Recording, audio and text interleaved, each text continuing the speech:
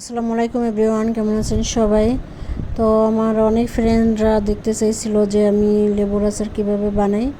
তো লেবুগুলো আগে কেটে নিয়েছি, এবার শুকনো মরিচ গুঁড়ো করে দিয়ে দিলাম। এটা অনেকগুলো মশলা আপনার মিশিয়ে তারপরে আপনি গুঁড়ো করে নিছি, ওগুলো দিয়ে দিলাম।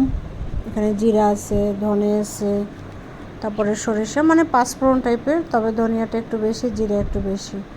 হলুদের গুঁড়া দিয়ে দেবো 2-2.5 চামচ, কারণ এখানে মোটামুটি 2-2.5 বয়মের মতো হবে, লেবুর আচার হবে। মরিচের গুঁড়া, মরিচটা আপনার যে যেরকম খান সেরকম দিতে পারেন। আমি একটু ঝাল বেশি খাই, এই জন্য ঝালটা বেশি দিই।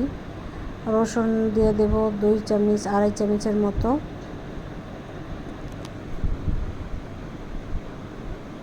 আমি রসুনটা আপনার ভিনেগার দিয়ে ব্লেন্ড করছি, তারপর আমি আরেকটু ভিনেগার দিয়ে দেবো, কারণ আপনার যেহেতু এটা আমি সারা বছর রেখে খাবো, এই জন্য ভিনেগারটা একটু বেশি দিলে হবে কি আপনার 1-2 বছরও নষ্ট হবে না। আমার বাসায় অলমোস্ট 2 বছর আগেরটাও আছে। লবণ দিয়ে দিলাম 2 চামচের উপরে, 2 টেবিল চামচ, আর একটু বেশি হবে। এবার খুব ভালো করে আপনার হাত দিয়ে মেশাতে হবে, যেহেতু এখানে একটু ঝালটা বেশি আছে, তো এই জন্য সাবধানে আপনার মেশাতে হবে। অনেক সময় মরিচের গুঁড়া ছিটে যায়, খুব ভালো করে মিশিয়ে নিতে হবে। প্রত্যেকটা আপনার লেবুর পিসের সাথে জানি আপনার মশলাগুলো জানি সব লাগে। এটা একদম এরকম কাঁচাই আপনার সারা বছর আপনার ভালো থাকবে এরকম। আর বেশ কিছু লেবু আমি এরকম চিপড়ে দিব, জানি আপনার সমস্ত লেবুর সাথে মানে রসগুলো জানি একটু মিশে, তাহলে হবে কি আপনার টকটা একটু বাড়বে।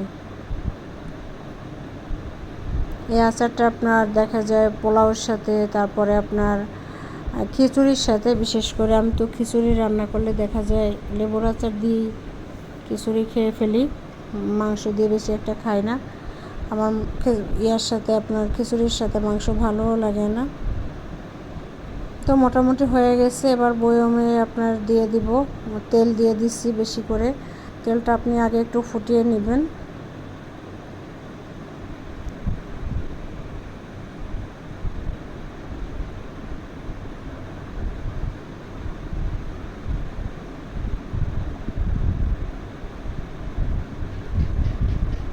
তেলটা ফুটিয়ে তারপর আপনার বয়মের ভিতরে দিলে হবে কি আপনার এই আচারটা কখনো নষ্ট হবে না, যেহেতু ভিনেগার দেওয়া আছে। আর তেলটা একদম ফুটিয়ে যখন আপনার তেল থেকে ধোঁয়া উঠবে, তখন আপনার তেলটা আপনার চুলার জালটা নিভিয়ে রাখবেন। এরপর আপনার যখন ঠান্ডা হবে, অলমোস্ট আমার লেবুর আচার হয়ে গেছে।